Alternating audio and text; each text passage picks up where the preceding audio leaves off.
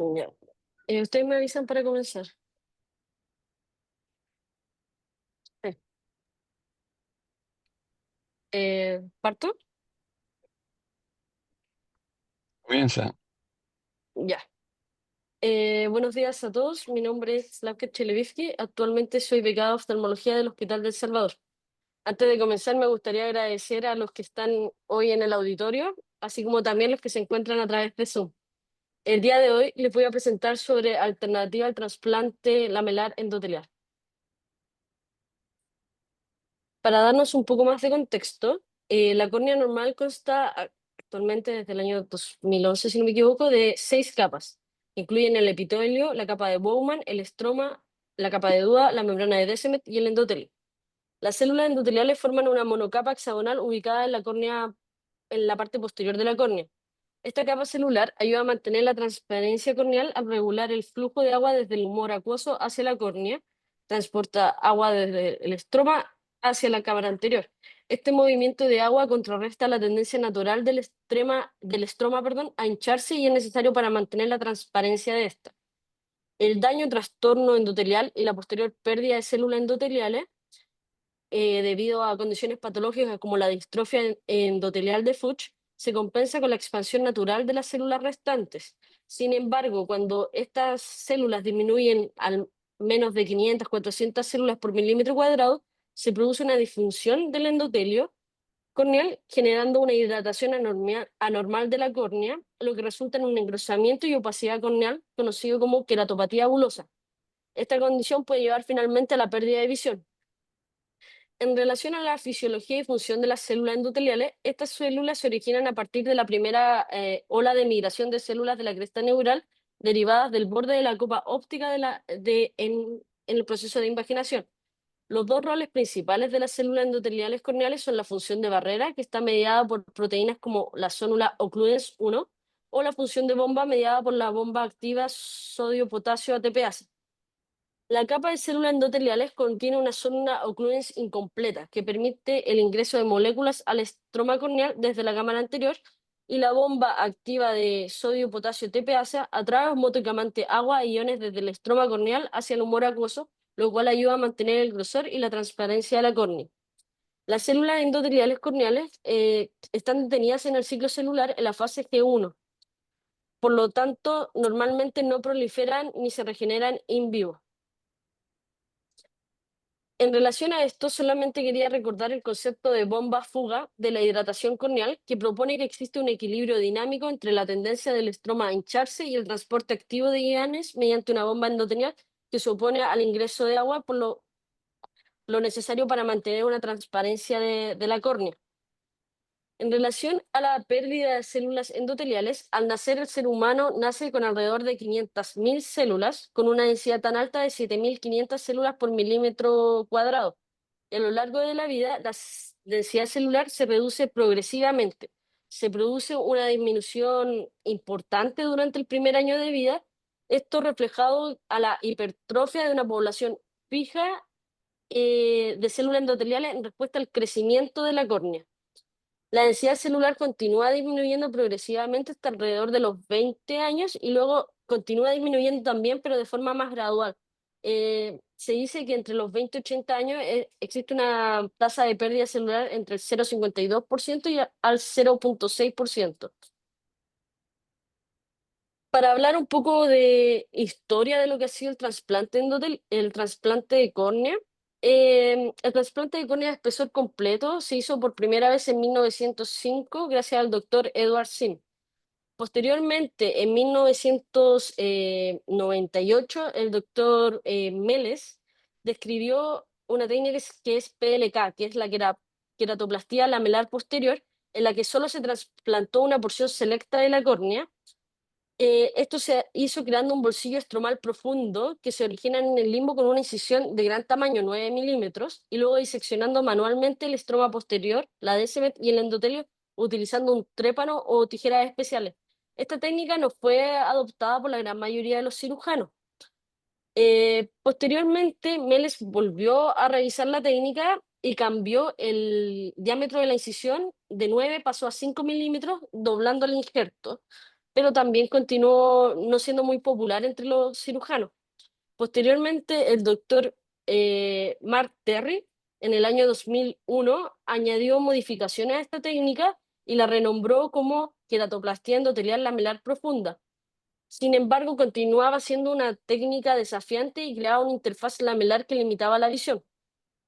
Luego, nuevamente, el doctor Meles describió un procedimiento donde la Descemet, el endotelio, fueron removidos de la córnea de huésped, haciendo una desematorrexia, y fue reemplazado por un botón donante, que consistía en estroma posterior, Descemet y endotelio. Esta cirugía era, describe la página, que era mucho más fácil técnicamente y eliminó la necesidad de la disección estromal, creando una interfaz entre el injerto y el paciente más suave. El doctor Francis Price fue el primero en publicar una serie de casos y nombró la técnica como DISEC. Posteriormente, el doctor Mark Gorovey, en el 2006, informó el uso de un microquerátomo para la disección del donante y acuñó el término de queratoplastía endotelial automatizada con extracción de DSMET, DSAC. Esto da como resultado una rápida recuperación de la visión, mínimas complicaciones y resultados visuales estables. Sin embargo, esto creaba un shift hipermetrópico dado, por así decirlo, dos estromas posteriores, creando este shift hipermetrópico. Así que en el 2006, nuevamente el doctor Meles desarrolló otra técnica que denominó como queratoplastía endotelial de membrana de DIMEC. El DIMEC implicaba únicamente el trasplante de DSMET y endotelio del donante, y posteriormente a esta técnica, en los años posteriores, se le hicieron modificaciones, pero es básicamente el mismo DIMEC. Acá viene la alternativa que yo tuve la oportunidad de escuchar. Eh, a principio, hace poquito, tuve la oportunidad de asistir al Congreso de la Sociedad Internacional de Stem Cells y Superficie Ocular en Grosseto, Italia, y en una de las charlas estaba el doctor Edward Holland hablando sobre inyección de células endoteliales en cámara anterior. Esto a mí me llamó profundamente la atención, lo encontré muy futurista. Entonces decidí continuar investigando y dentro de la página del RCS encontré un artículo donde, donde entrevistan al doctor Shigeru Kinoshita, que es el padre de esta técnica, y él dice textualmente que los ojos con distrofias corneales sometidos a esta terapia celular pueden lograr córneas claras con una densidad superior a la obtenida en procedimientos de queratoplastía endotelial o queratoplastía penetrante. Y además, ellos señalan que con esta técnica, una córnea de un solo donante permite crear suficientes células para 300 ojos. Y aquí abajo en inglés dice que ellos creen que la terapia de inyección de células cultivadas en la cámara anterior puede ser el futuro para la insuficiencia endotelial corneal. Y eso es lo que voy a presentar. En relación a estas células se inyectaron siendo cultivadas con un inhibidor de ROCK. ¿Qué es el ROCK? Es una proteína quinasa que pertenece a la familia de las proteínas ROGTPasa. Estas proteínas son importantes reguladores de la señalización celular y al inhibir este ROCK promueve la proliferación de células endoteliales corneales, aumenta la adhesión intercelular y suprime la apoptosis. A continuación les voy a presentar tres papers y este es el primero. Existían estudios previos, tanto en conejos y en monos, donde se reportó que las células endoteliales cultivadas suplementadas con un inhibidor de ROCK, cuando se inyectaban en la cámara anterior, lograban repoblar, autoorganizarse, mostrando propiedades funcionales de un endotelio sano y generando una córnea normal sin alteraciones estructurales. Lo que hizo este grupo del doctor Kinoshita fue reportar una serie de casos de 11 pacientes con esta técnica. Dentro de los pacientes y métodos se escogieron pacientes que debían estar entre una edad entre 20 y 90 años, al menos uno de sus ojos sin poder tomarle recuento a través de la microscopía especular, un grosor corneal de más de 630 micras y presencia de edema corneal, así como una agudeza visual menor a 0,5. Se cultivaron estas células endoteliales tomando donantes entre 7 y 29 años como fuente. Y el procedimiento quirúrgico fue realizado a través de anestesia local. Se hizo primero una incisión de 1,6 milímetros en el limbo, se realizó la desematorrexis en una área de 8 milímetros y se inyectaron estas células. Posteriormente, el paciente se puso boca abajo durante 3 horas. Posterior a la inyección, los pacientes recibieron terapia con corticoides locales, tópicos y sistémicos, y además de profilaxis antimicrobiana. Dentro de los objetivos de este paper fue lograr un recuento de células endoteliales mayor a 500 células, y dentro de los objetivos secundarios fue un grosor corneal menor a 630 y una mejoría de al menos 2 líneas. Dentro de las características de la población, la edad promedio fueron alrededor de 64,4 años y 45% fueron varones. Todos presentaban queratopatía abulosa pseudofáquica. Dentro de los subtipos, el mayor fue distrofia endotelial de Fuchs, fueron 7 ojos, y el grosor promedio preoperatorio fueron 743 micras. Dentro de las características de las células endoteliales cultivadas, estas debían ser de forma pequeña y hexagonal, expresar la zónula occlusive tipo 1, la bomba sodio-potasio TPasa y la densidad celular entre 1800 y 2530 células. Alrededor, ellos inyectaron en 10 pacientes 1 millón de células y en un solo paciente 500.000 células. Ninguna de ellas presentaba evidencia de transición epitelio-mesenquimatosa y debía tener ausencia de anormalidades cromosómicas. Dentro de los resultados, a las 24 semanas, o sea, resultados tempranos, 11 de 11 ojos lograron más de 500 células por milímetro cuadrado, con un rango de densidad de casi 1000 a 2800 células, y 10 ojos superaron las 1000 células y 6 ojos superaron las 2000 células. En relación a los resultados secundarios, 10 de los 11 ojos lograron un grosor menor de 630 y 9 de los 11 ojos mejoraron en al menos 2 o más líneas de agudeza visual a las 24 semanas. Acá se reportan también los resultados a los 2 años. 10 ojos tenían un grosor menor a 600 micras, todos los ojos tenían un grosor menor que el basal, y se observó una rápida disminución del grosor en las primeras 4 semanas, seguida una disminución más gradual hasta los 5 meses. La agudeza visual corregida, recordar que entre menor el logMAR es mejor, mejoró de inicialmente un 0,8 inicial a 0,04 a los 2 años. Todos mantuvieron una transparencia corneal y la densidad media celular bordeó las 1500 células por milímetro cuadrado. Y el tiempo necesario para aclarar la córnea varió entre los pacientes según la calidad celular inyectada y el subtipo de la enfermedad.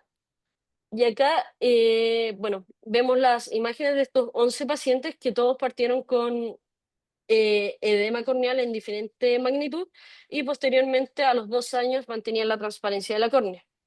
En relación a la reacción adversa a esta técnica, la verdad es que no se observó uveitis, infección ni reacción inmunológica. Un solo paciente, que es el paciente número 8, a los 8 meses reportó una PIO de 27 milímetros de mercurio. Se le hizo gonioscopía y se vio que el trabéculo estaba normal, y atribuyeron este aumento de la PIO como un respondedor a corticoides. Al año, a este paciente se le hizo una trabeculectomía y el paciente se mantuvo sin medicamento hipotensor. Ya para discutir este primer paper, bueno, ellos sugieren que la inyección de estas células endoteliales suplementadas con el inhibidor de ROCK ayuda a la restauración corneal, ayuda a alcanzar un grosor normal y resuelve el edema. Sin embargo, ellos consideran que ellos dicen que es verdad, son pocos pacientes, son solo 11 pacientes, pero ellos aseguran que este procedimiento es seguro, a los 2 años por lo menos. Y ellos proponen que esta inyección ayuda a repoblar el endotelio. Pero al comienzo yo les dije, el ROCK tenía 3 funciones, el inhibidor de ROCK, perdón. Ayudaba a proliferar las células endoteliales, suprimía la apoptosis y aumentaba la adhesión entre ellas. Entonces, ¿no será el ROCK el que genere, el inhibidor de ROCK el que esté generando esto?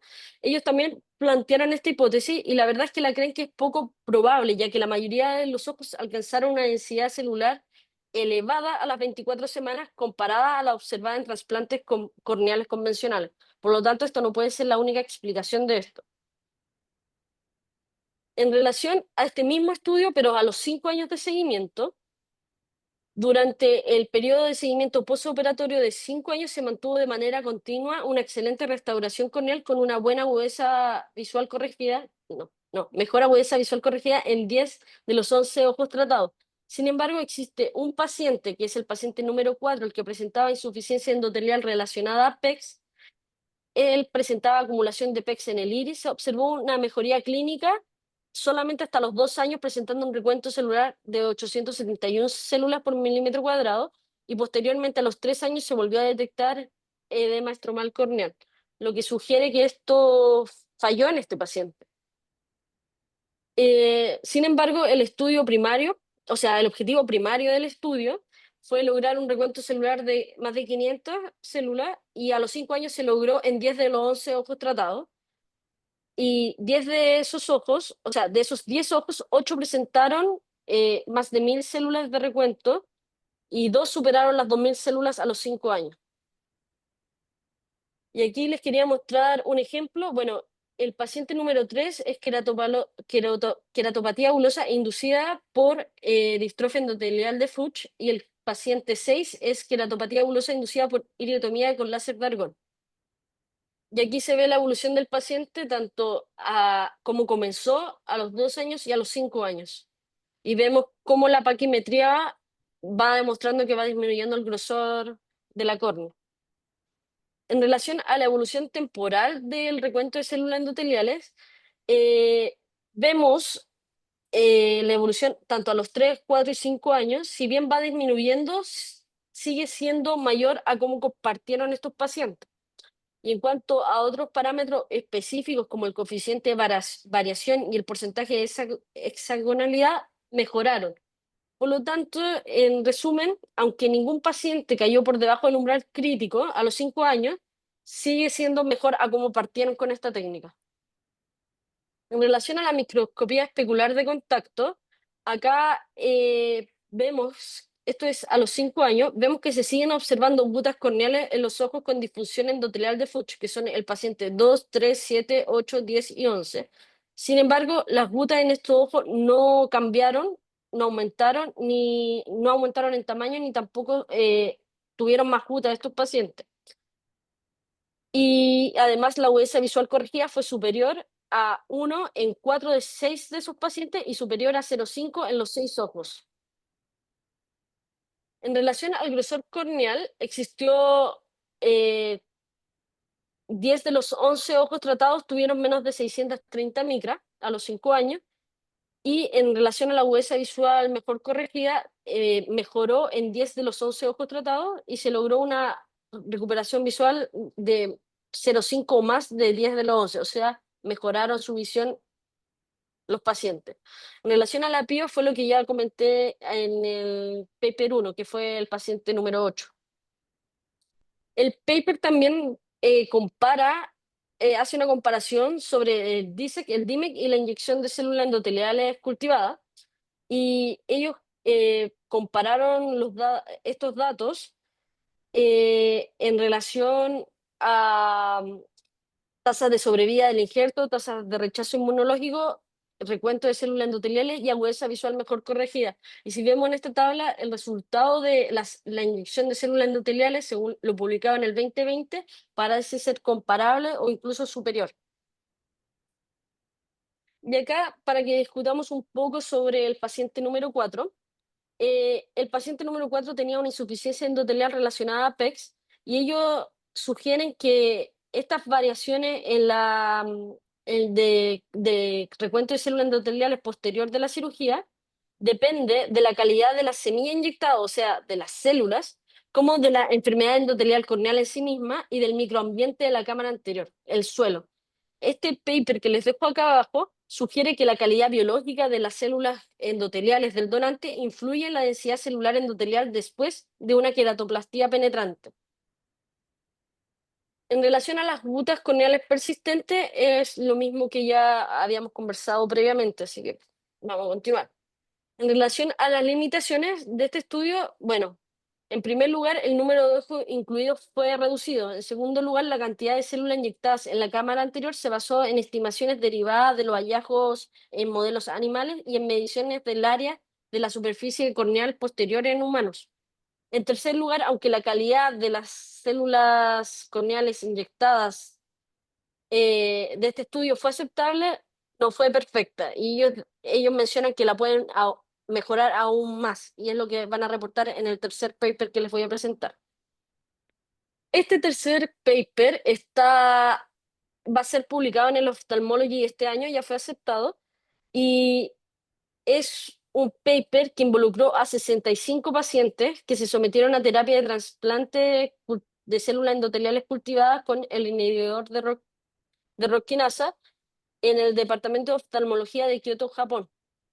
La elección de estos pacientes siguió los mismos criterios del paper número 1. Así que vamos a seguir.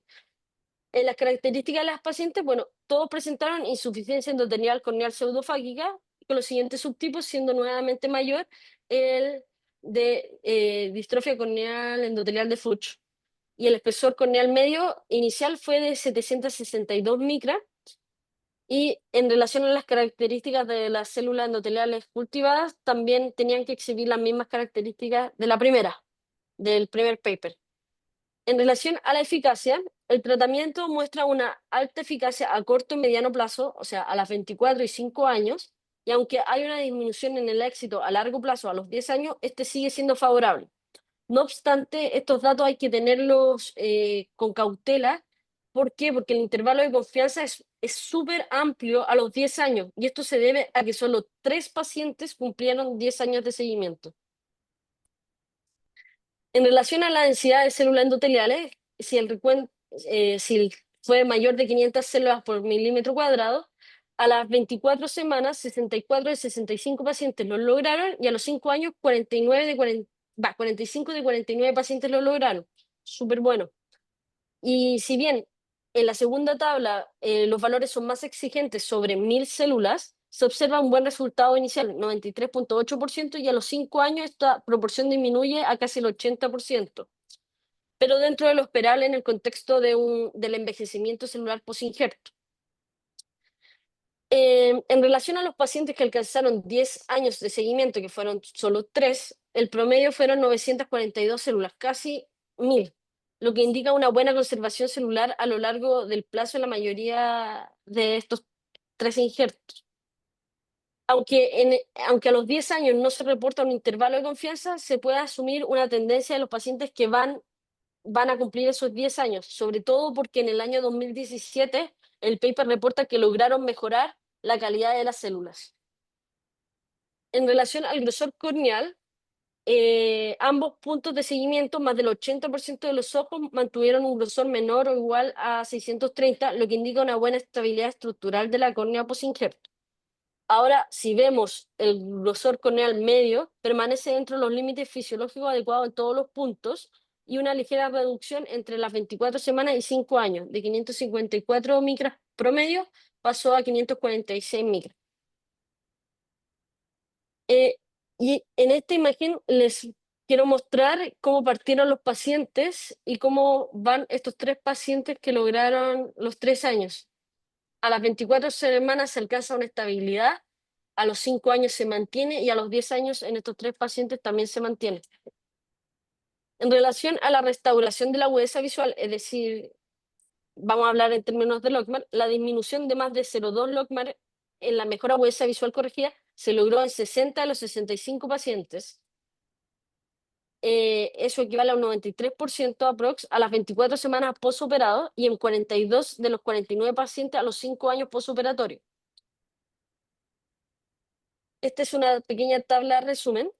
Y para discutir este último paper, los hallazgos de este informe muestran que los resultados pueden ser comparables a la terapia de trasplante de células endoteliales o incluso superiores a los modelos actuales de trasplante corneal.